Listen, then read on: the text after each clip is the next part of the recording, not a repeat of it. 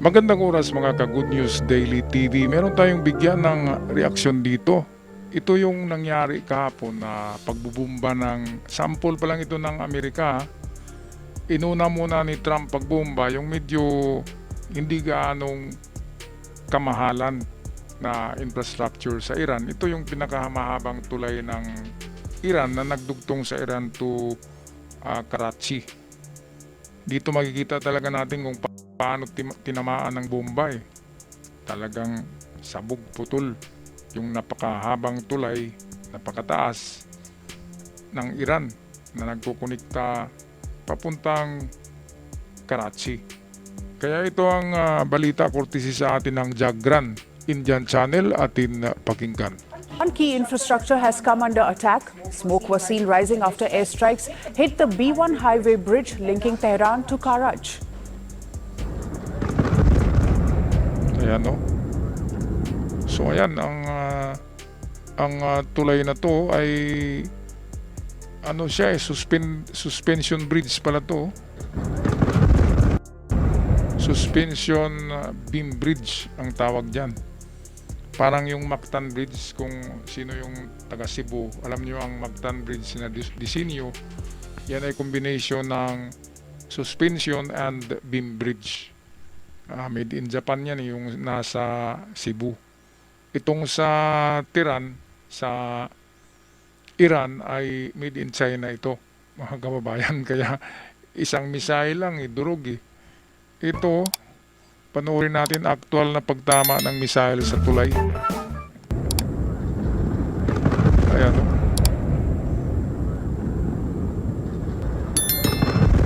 Grabe. The B1 bridge is considered one of the highest in the Ayun o, region. nag-collapse It na was o. inaugurated recently. Ayun o. Initial reports suggest several people were injured.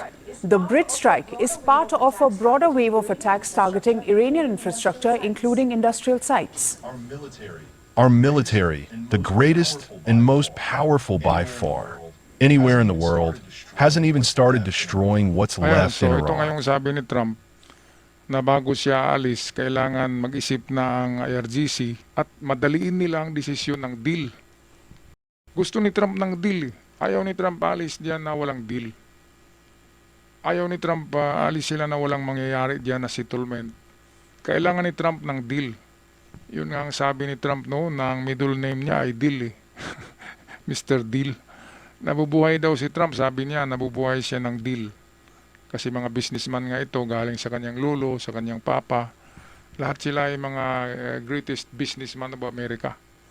Grabe, talagang mga mayayaman tong mga Trump eh. Kaya, kapag hindi makuha sa 2 weeks from now, na walang deal ang Iran, ay mag-extend si Trump ng another 1 week. Pero, talagang hit hard na ang sabi niya.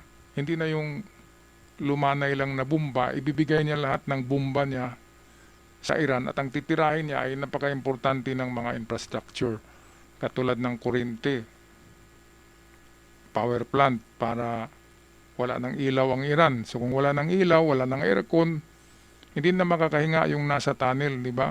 Kasi nangangailangan yun ng hangin doon. Ang desalination plant, yan yung tubig dagat na gawing tubig tabang. Bombahin din yan ni Trump. Yun ang sabi niya.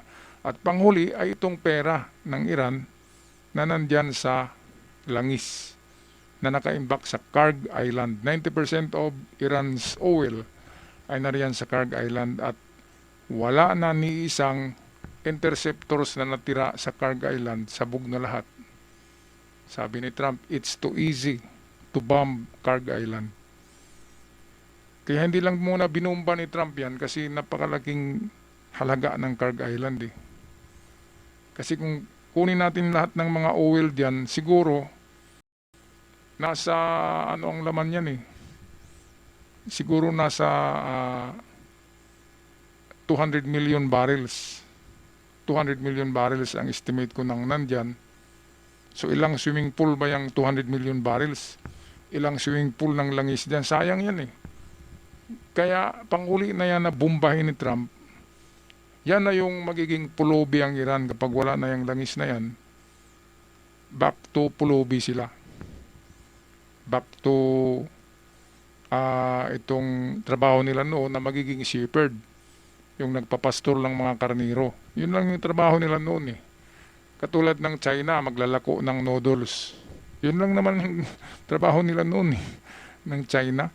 Diyan sa Cebu, alam nyo, sa Rositas. Di ba yung mga pinakamayaman noon sa Cebu ay yung may-ari ng Rositas department store. Ang kwento noon ay naglalako lang yan ng mga homemade na mga noodles. Pero dahil masipag masinop ang mga inchik na yun, yumaman sila. Kaya yun, sabi ni Trump, ibalik ko kayo sa pagiging Stone Age nyo. Mga Stone Age yung pag-iisip nyo eh. Bago alis si Trump, wasak ang Iran. Yun ang ayaw mangyari ng China, Russia, kasi meron silang investment yan eh. Ang Russia ay merong pagmamayari ng oil sa Karg. Ganon din ang China. Meron silang binili dyan na naka-reserve, naka-deposit. At kapag mabomba ni Trump yun, lugi ang Russia at China. Ngayon, siguro itong France ay meron ding investment dyan sa Iran. Kaya sumali siya sa dalawang bakulaw. Russia at China, mga bakulaw kasi malaki. Kailangan naman na sabihin natin daga. Yung North Korea, si Kim Jong-un, teddy bear na bakulaw. Teddy bear lang yun eh. Hindi naman talaga yung bakulaw. Cute lang yun na teddy bear. Alright, anong masasabi niyo dito mga kababayan, mga kagulin boy? Dito sa nabalitaan natin na pagsasanib puwersa ng Russia, China at bagong membro nila ngayon ay France. France ang bagong membro. At itong sabi ni Trump na he will have a lovely stay in Iran kapag walang deal. Pero kapag meron ng deal, aalis siya within just 2 weeks. Napakaganda. At sabi ni Trump, babalik ng dahan-dahan ang presyo ng mga bilihin sa buong mundo kapag natuloy ang deal na yan. Okay, napakagandang balita sana. Sana hindi action itong Russia, China at France na manggugulo sa sitwasyon ng deal ni Trump diyan sa Hormuz. Kasi kung sasali na yung China at Russia, magkagulo-gulo na yan eh. At lalong tatagal yan dahil mga powerful players yan. Mga players talaga yan. Hindi yan basta-basta. Okay, ako magpaalam na. Pag-comment na lang mga kagulin boy. Mga Good News Daily TV. Pag-comment na lang sa ating comment section.